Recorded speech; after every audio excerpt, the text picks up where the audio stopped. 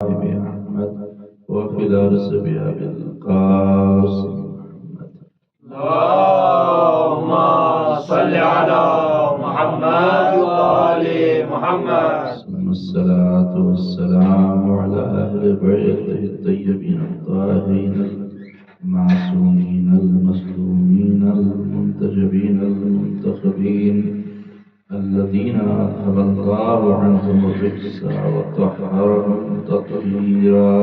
اللهم صل على محمد وآل محمد. ولعنة الله على أعدائهم وقتلتهم وغاصب حقوقهم ومنكر فضائلهم ومصائبهم وعطشهم وسخاوتهم وبلايتهم وعظمتهم أجمعين. أما بعد، فقد قال الإمام جعفر الصادق عليه السلام: اللهم صل على محمد وآل محمد. إن فوق كل عبادة عبادة، فحكمنا على البيت أفضل العبادة صلوات. اللهم صل على محمد وآل محمد. حضرت عظم اعزاء ماتم داران صداران سید الشهداء وطفیل چاردہ معصومین علیہ السلام، وخصوصاً بتعیید حضرت بطول بنت رسول معصوم عالم جناب فاطمہ زہرا سلام اللہ علیہا. اللهم صل على محمد وآل محمد. آج ہمارا سلسلہ گفتگو میں چوتھے مرحلے میں داخل ہونے جا رہا ہے، اور میں جس کے آغاز سے قبل بارگاہ خالق میں دعا کروں کہ اللہم ارزقنا فی الدنیا زیارت الحسین وفی الآخرت شفاعت الحسین. اللہم اجعلنا من الباکین فی عزاء الحسین. اللہم اکتبنا من زوار الحسین. اللہم احشرنا تحت لواء الحسین. اللہم احشرنا فی زمرۃ شیعۃ الحسین برحمتک یا ارحم الراحمین. اللهم صل على محمد وآل محمد. مجلس کی قبولیت کے لیے اور جتنے بھی زائرین جا رہے ہیں ان تمام زائرین کی حفاظت کے لیے سب مل کر ایک مرتبہ آواز بلند صلوات. اللهم صل على محمد وآل محمد. مسلسل اس حدیث سے امام جعفر صادق علیہ السلام اللهم صل على محمد وآل محمد. آپ کے سامنے تلاوت کا شرف حاصل کر رہا ہوں. اس حدیث میں امام علیہ السلام ارشاد فرما رہے ہیں کہ بے شک ہر عبادت سے بڑی ایک عبادت ہوتی ہے، اور ہم اہل بیت کی محبت، حبنا اہل البیت افضل العبادہ، ہم اہل بیت کی محبت تمام عبادتوں میں سب سے افضل ہے اور سب سے برتر ہے، اور سب سے بڑی عبادت ہم اہل بیت کی محبت.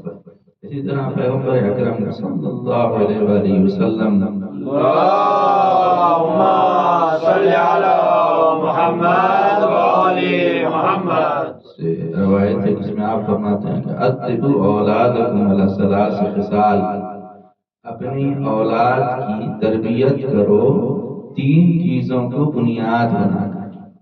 اپنی اولاد کی تربیت کرو بیس تین چیزوں کو بنانا جب اولاد کی تربیت کرو. حب نبیکم وحب اہل بیتہ وقراءۃ القرآن. سب سے پہلی چیز نبی کی محبت، نبی کی محبت پر اپنے بچوں کی تربیت کرنا. دوسری چیز حب اہل بیتہ، اور نبی کے اہل بیت کی محبت. وقراءۃ القرآن، اور تیسری چیز ہے قراءۃ القرآن اور تلاوت القرآن. آج کے زمانے میں ہمارے سامنے ایک بہت بڑا چیلنج ہے بچوں کی تربیت کرنا. سب سے پہلے ہی آپ کی خدمت میں عرض کروں کہ اولاد کا پیدا کرنا واجب نہیں ہے، لیکن اگر اللہ نے اولاد دی ہے تو ان کی صحیح تعلیم اور تربیت یہ ہمارے اوپر واجب ہے کہ اولاد کی صحیح تربیت کی جائے. اور جب انسان اولاد کی صحیح تربیت کرتا ہے تو خود جو ثمرہ ہے وہ اس کی طرف ہی پلٹ کر آتا ہے. تو آج یہ ایک بڑا سیریس میٹر بن گیا ہے، اس لیے کہ چاروں طرف دنیا میں اسلام کے خلاف پروپیگنڈے کیے جا رہے ہیں، اور جو بچہ آج آپ دیکھیے چھوٹا سا بچہ ہوتا ہے تو ہاتھ میں جب موبائل ہوتا ہے تو سب سے پہلے وہ دیکھتا ہے گیمز، تو اس کے اوپر سپر مین ہے، اسپائڈر مین ہے، تو سمجھتا ہے کہ سب سے بڑا طاقتور اس دنیا میں سپر مین ہے، سپر مین ہے، اسپائڈر مین ہے۔ تو جب بچہ سپر مین اور اسپائڈر مین کی موویز کو دیکھتا ہے تو ان کو سب سے بڑا سمجھتا ہے۔ تو ہمارے لیے ضروری ہے کہ اس سے پہلے کہ وہ سپر مین کو سپر سمجھے، اس سے پہلے کہ وہ اسپائڈر مین کو سب سے بڑا سمجھے، اس کے ذہن میں یہ ڈالیں کہ اسپائڈر مین بڑا نہیں ہے، سپر مین بڑا نہیں ہے، سب سے بڑا اس کائنات میں اگر کوئی ہمارا رہبر ہے تو ہمارے امام زمانہ صلی اللہ تعالی اللہم صلی علی محمد وآل محمد۔ بچوں کو یہ بتانا ہوگا، بچوں کو یہ سمجھانا ہوگا۔ جب تک بچوں کے ذہن میں یہ ڈالا نہیں جائے گا، جب تک بتایا نہیں جائے گا، تب تک وہ کیسے سمجھیں گے؟ اور اسی لیے یہ حدیث بھی ایک ضروری حدیث ہے کہ جو صادق آل محمد امام جعفر صادق علیہ السلام اللہم صلی علی محمد وآل سے ملتی ہے کہ اس میں مولا فرماتے ہیں کہ جب تمہارا بچہ بالغ ہو، 14-15 سال کی عمر تک پہنچے، تو اس سے پہلے کہ دوسرے مذاہب اس کے اوپر غالب آئیں، تم اس کو دین اور دھرم کی تعلیم دے دو۔ جب آپ نے اس کی بنیاد مضبوط کر دی تو پھر بھلے دوسرے ادیان اس پر اٹیک کریں، وہ بہکے گا نہیں، وہ گمراہ نہیں ہوگا، وہ کنفیوز نہیں ہوگا اگر بنیاد مضبوط کر دی۔ لیکن اگر بنیاد مضبوط نہیں ہے تو پھر وہ کنفیوژن کا شکار ہو جائے گا اپنے ریلیجن کے بارے میں کہ کون سا مذہب حق ہے، کون سا مذہب باطل ہے۔ لہذا ضروری ہے کہ بچپن سے ہی اس کی بنیاد کو مضبوط کریں۔ مڈغاسکر میں جو ہم تھے تو وہاں پر ایک شخص شیعہ اثنا عشری تھا، وہ کرسچن ہو گیا۔ آپ کو بھی سن کے پہلی بار یہ تعجب ہو رہا ہوگا کہ آج تک نہیں سنا کہ کوئی شیعہ اور کرسچن ہو جائے۔ تو اس کا ویڈیو یوٹیوب کے اوپر تھا، فرینچ میں اپنا اس نے انٹرویو بھی دیا اور وہ یوٹیوب پر موجود ہی ہوگا۔ اور نام بھی کیسا اچھا تھا، منتظر نام تھا، منتظر۔ لیکن اس نے شیعہ دھرم کو چھوڑ کر کرسچن دھرم کو اپنا لیا اور اپنے انٹرویو میں اس نے یہ بتایا کہ ہم بیماری کا شکار تھے اور علاج کر رہے تھے لیکن کوئی شفا نہیں ہو رہی تھی، بیماری سے نجات نہیں مل رہی تھی۔ تو آخر کار ہمیں چرچ میں گئے اور وہاں پر جو مومپیر ملا تو اس نے کچھ چیزیں بتائیں اور اس کے مطابق جب ہم نے علاج کیا تو میری جو پریشانی تھی وہ دور ہو گئی۔ لہٰذا اس کے مذہب کو ہم اب سمجھتے ہیں۔ تو ایسا کیوں ہوا کہ اپنے مذہب کو چھوڑ کر دوسرے مذہب کی طرف گیا؟ اس لیے کہ جو بیس تھا وہ مضبوط نہیں تھا، بنیاد مضبوط نہیں تھی، دین کو سمجھا نہیں تھا۔ جب آدمی دین کو نہیں سمجھے گا تو پھر ایسا ہی ہوگا۔ اسی لیے تاکید کی گئی ہے کہ بچوں کی سب سے پہلے تربیت پر دھیان دے، اور یہ بھی اہم بات ہے کہ تعلیم بعد میں ہے، تربیت پہلے۔ تعلیم سے بھی اہم ہے تربیت۔ آج کل کیا ہوتا ہے، لوگ اپنے بچوں کو فرینچ اسکول میں، انگلش میڈیم اسکول میں ضرور ڈالتے ہیں، فرینچ پڑھاتے ہیں، میتھمیٹکس، بایولوجی، کیمسٹری، سائنس، سب کچھ پڑھتا ہے، ڈاکٹر بنائیں، انجینئر بنائیں، آپ وکیل بنائیں، پروفیسر بنائیں، سب کچھ بنا دیں، لیکن مرنے کے بعد یہ سوال نہیں ہوگا کہ ڈاکٹر کیوں نہیں بنایا تھا، انجینئر کیوں نہیں بنایا تھا، لیکن یہ سوال ضرور ہوگا والدین سے کہ دین کی تعلیم کیوں نہیں، دین کیوں نہیں سکھایا، قرآن مجید کی تعلیم کیوں نہیں دی اپنے بچوں کو، یہ سوال ضرور ہوگا۔ اور اسی لیے جو والدین سب کچھ پڑھاتے ہیں، قرآن نہیں پڑھاتے، اللہ آپ سب کو سلامت رکھے، لیکن مرنے کے بعد اگر بچوں کو سورہ حمد نہیں سکھایا ہے تو قبر پہ آ کر بھی وہ ٹوئنکل ٹوئنکل لٹل اسٹار پڑھے گا، سورہ حمد نہیں پڑھ سکے۔ وہ جونی جونی یس پاپا پڑھے گا لیکن سورہ الحمد نہیں پڑھ سکے گا، اس لیے کہ آپ نے اس کو سکھایا ہی نہیں۔ اگر سکھائیں گے تو وہ بچہ پڑھ سکے گا، لیکن اگر بچے کو سکھایا ہی نہیں، اس طرح سے آپ ہمیشہ سنتے رہتے ہیں نا آج کے زمانے میں کہ والدین بچوں کو آق کر دیتے ہیں۔ کچھ بچے ہوتے ہیں جو والدین ان کو آق کر دیتے ہیں، لیکن کچھ ایسے والدین بھی ہوتے ہیں کہ وہ بچے ان کو آق کر دیتے ہیں۔ چھٹے امام جعفر صادق علیہ السلام اللہم صلی علی محمد وآل محمد۔ مدینہ ہے، امام درس دے رہے ہیں، چاہنے والوں کا مجمع ہے۔ ایک مرتبہ امام علیہ السلام نے ارشاد فرمایا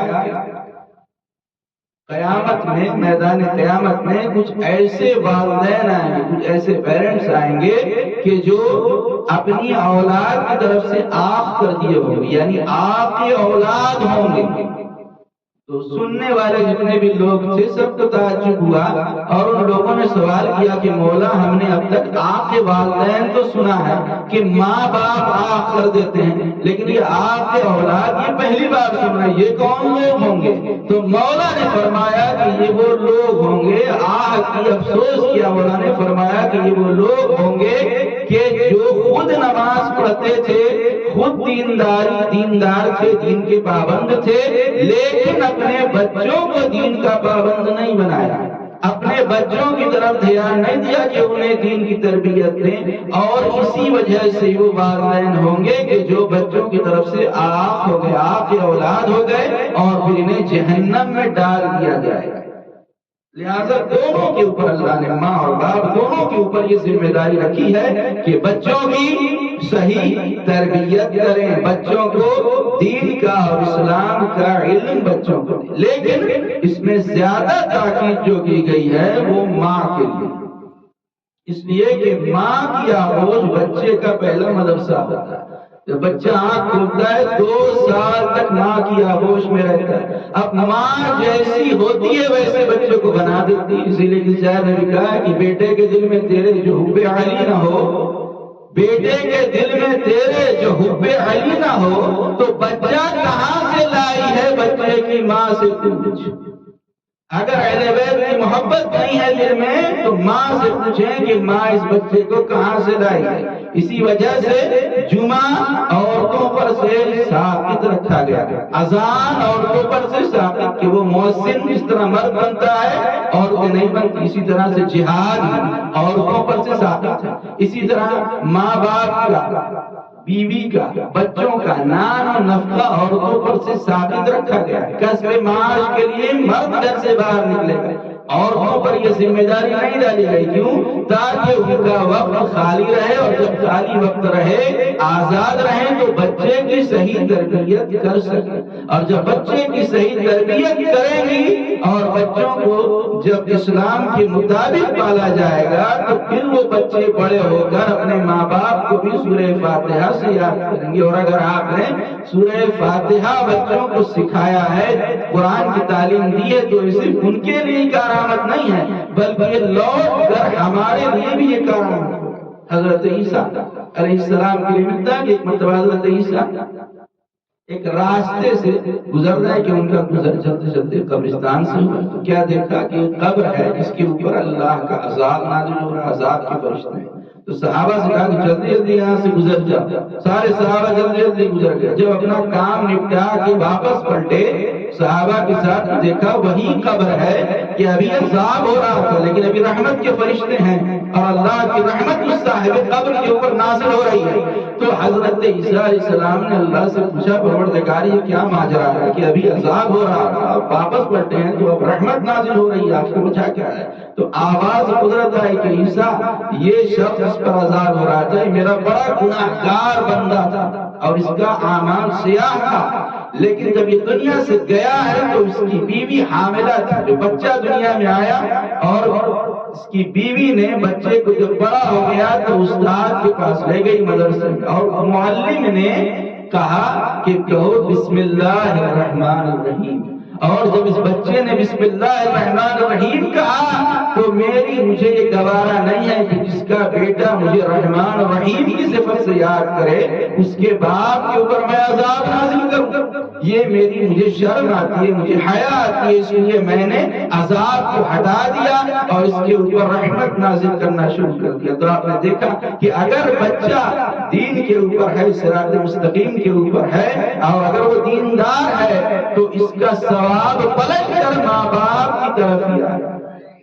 بس یہاں سے ایک اور بات کی طرف اشارہ کرنا چاہتا ہوں کہ ایک گناہگار بچہ، ایک گناہگار باپ کا اگر صرف بسم اللہ الرحمن الرحیم کہہ دے تو باپ پر سے عذاب اٹھا لیا جاتا ہے، تو مولا کے جو پیدا ہوتے ہی دست رسالت پر قرآن پڑھ کے سنا رہے ہیں، یا رسول اللہ توریت پڑھ کے سناؤ، انجیل پڑھ کے سناؤ، یا قرآن پڑھ کے سناؤ، اگر ان کے باپ خدا نہ خواستہ جہنم میں ہو بھی تو اللہ جہنم میں کیسے ڈال سکتا ہے؟ اس لیے کہ اس کا بیٹا قرآن کا حافظ ہے، اس کا بیٹا چاروں کتابوں کا حافظ ہے، اس کے بعد خدا جہنم میں ڈالے کہ ممکن ہو سکتا ہے؟ یہ ممکن نہیں ہو سکتا ہے۔ لہذا سب سے پہلی جو ذمہ داری ہے ماں باپ کے اوپر جو اسلام نے عائد کی ہے کہ اگر آپ کو اللہ نے اولاد دی ہے تو اس کا اچھا نام رکھیں، نام اچھا ہونا چاہیے۔ آج کیا ہوتا ہے میرے ساتھ ہوا کہ ایک جگہ پر ہم تھے تو ایک شخص آیا کہ بیٹا پیدا ہوتا ہے نام بتا، ایسا نام جو نیا نام، ایسا نام جو یونیک نام، ایسا نام کہ محلے میں رشتہ داروں میں اور شہر میں کسی کا وہ نام نہ ہو۔ تو ہم نے کہا ایک ہی نام ہے وہ شیطان۔ شیطان ایسا نام ہے کسی کا نہیں ہے، سب سے نیا نام ہے یہ رکھا۔ تو لگا نہیں مجھے کوئی نیا نام اچھا نام بتائیے۔ تو ہم نے کہا عبداللہ نام رکھا۔ عبداللہ کتنا اچھا نام ہے، کتنا پیارا نام ہے، لیکن جب عبداللہ نام کہا تو لوگ عبداللہ نام کوئی پسند نہیں کرتے۔ کیوں نہیں؟ ان لوگوں کے جیسا لگتا ہے عبداللہ نام، عبداللہ نام نہیں رکھیں گے۔ تو ہم سوال کرنا چاہتے ہیں کہ یہ بتائیے کہ عبداللہ میں عبد برا لگ رہا ہے یا اللہ برا لگ رہا ہے؟ عبداللہ ہمارے نبی کے والد کا نام ہے۔ اب جو عبداللہ نام نہ رکھے تو قیامت میں پیغمبر اسلام کو کیا منہ دکھائے گا کہ عبداللہ نام نہ رکھا؟ اب سنیں کیسا نام رکھا؟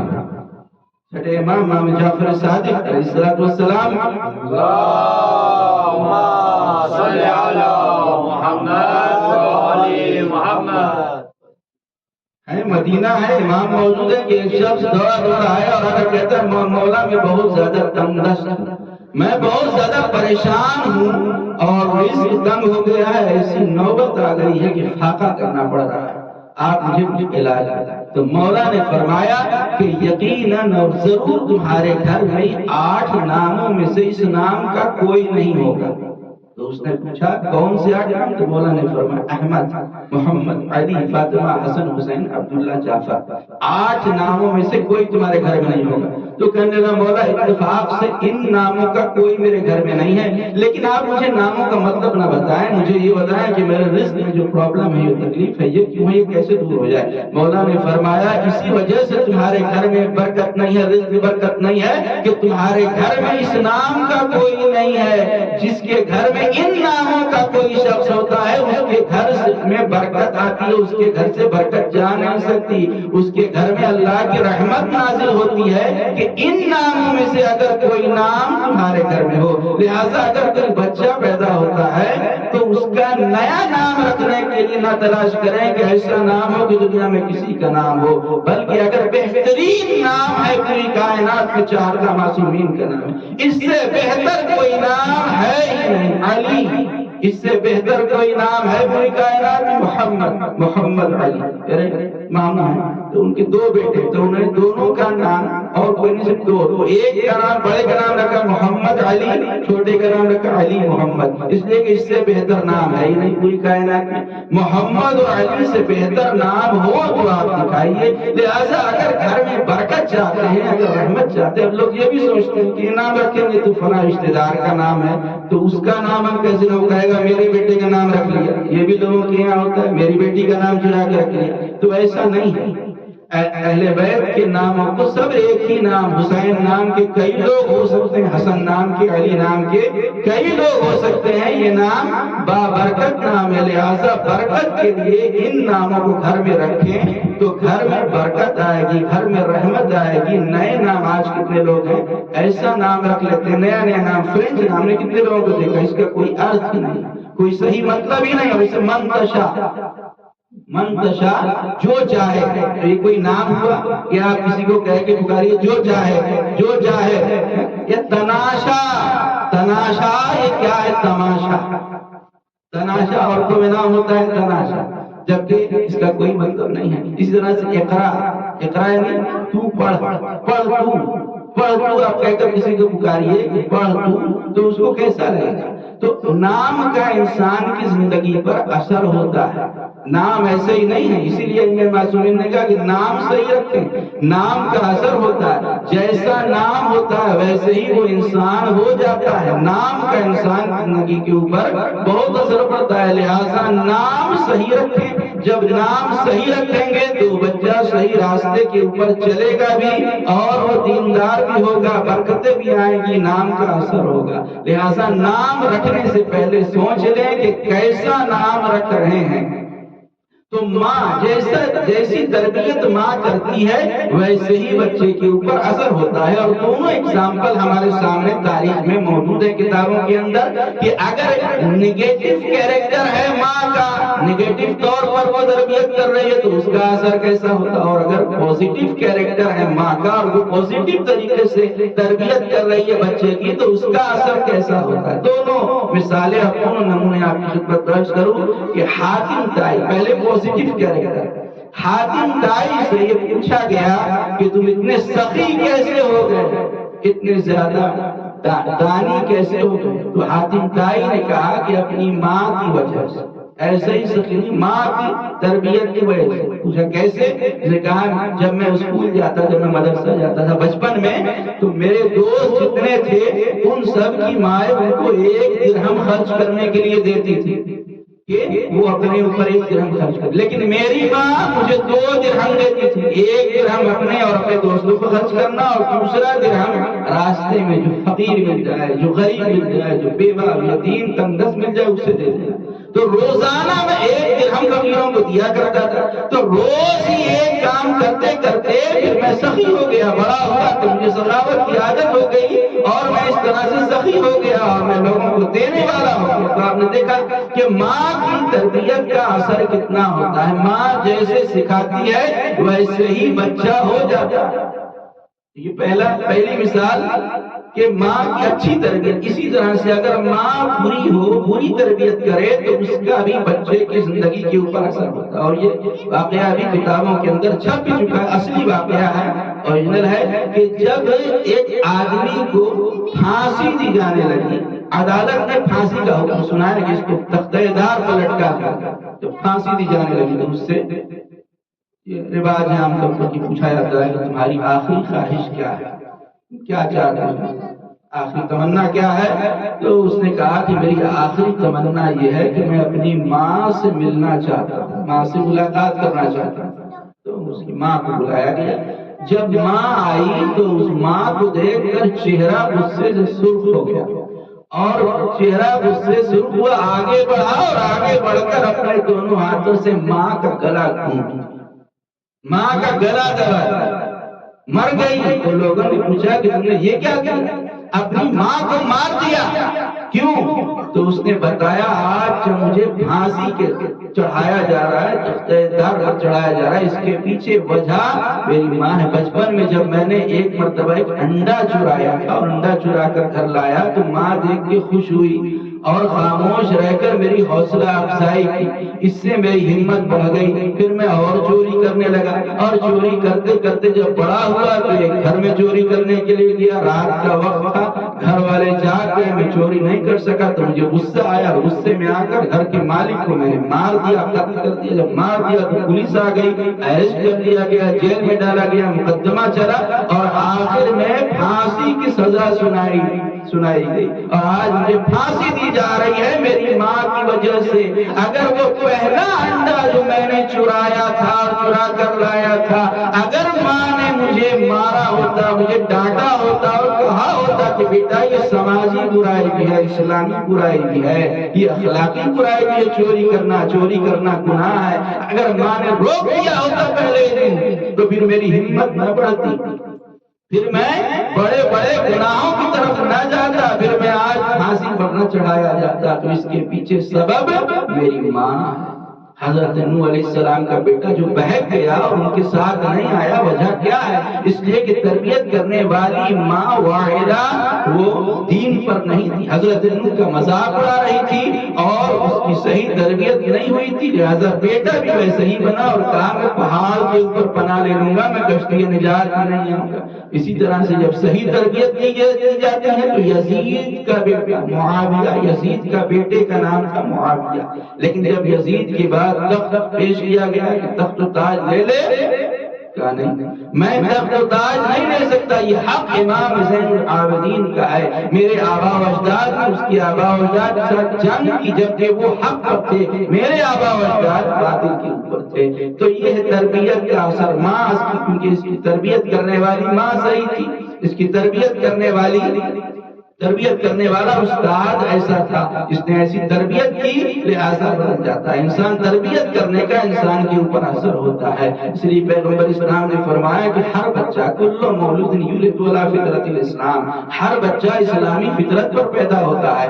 اب وہ باپ ہوتے ہیں، ماں ہوتے ہیں جو یہودی بنا دیتی ہیں، عیسائی بنا دیتی ہیں، مسلمان بنا دیتی ہیں۔ تو پوری تاریخ میں دو ہیں تربیت کرنے والے، ایک ابو سفیان نے بھی تربیت کی، ابو طالب نے بھی تربیت کی۔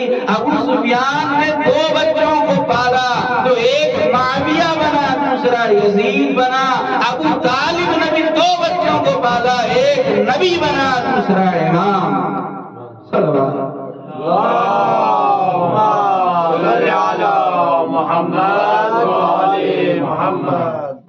تو تربیت کرنے والے کا بچے کے اوپر اثر ہوتا ہے۔ جب تک صحیح تربیت کرنے والا نہیں ہوگا بچے کے دل میں اہل بیت کی محبت آ نہیں سکتی ہے، اور جب اہل بیت کی محبت آ گئی تو اس کا مطلب یہ ہے کہ یہ طیب الولادہ ہے۔ حدیث میں کہا گیا ہے کہ اے علی تم سے وہی محبت کرے گا جو طیب الولادہ ہو، تم سے وہی نفرت کرے گا جو خبیث الولادہ ہو۔ اس لیے دشمنان اہل بیت کا شجرہ ڈھنگال کر دیکھ لیں، سب کے سب خبیث الولادہ نکلیں گے، کوئی طیب الولادہ نہیں نکلے گا۔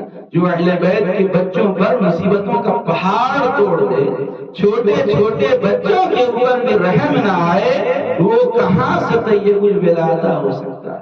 4 سال کی بچی ایک انسان دشمن کی بھی بچی ہو تو انسان کو رحم آ جاتا ہے، لیکن یہ کیسے ظالم تھے کہ جنہیں حسین کی یتیمہ پر رحم نہ آیا، جنہیں سکینہ پر رحم نہ آیا، اور ظلم و ستم کے پہاڑ توڑے گئے۔ عزاداران مظلوم کربلا اجرکم اللہ، خدا آپ کو کوئی غم نہ دے سوائے غم مظلوم کربلا کے۔ راوی بیان کرتا ہے کہ جب اہل حرم کا قافلہ چلتے چلتے دربار شام میں داخل ہوا، جب یہ قافلہ دربار شام میں داخل ہوا، یزید تخت کے اوپر بیٹھا تھا، اور یزید کے تخت کے نیچے سر امام حسین تشت طلا میں رکھا ہوا تھا، اور اہل حرم کے سب کے گلے رسیوں سے بندھے ہوئے تھے، اور سکینہ کا عالم یہ تھا کہ ایک ہاتھ چہرے کے اوپر، ایک ہاتھ سکینہ کا گلے کے اوپر۔ جیسے یزید نے دیکھا تو شمر سے پوچھا، شمر یہ بچی کون ہے؟ شمر نے کہا یزید یہ حسین کی بیٹی سکینہ ہے۔ ایک مرتبہ یزید سکینہ کی طرف متوجہ ہوا اور کہتا ہے سکینہ آخر تم بار بار اپنا پیر اٹھاتی اور رکھتی کیوں ہو؟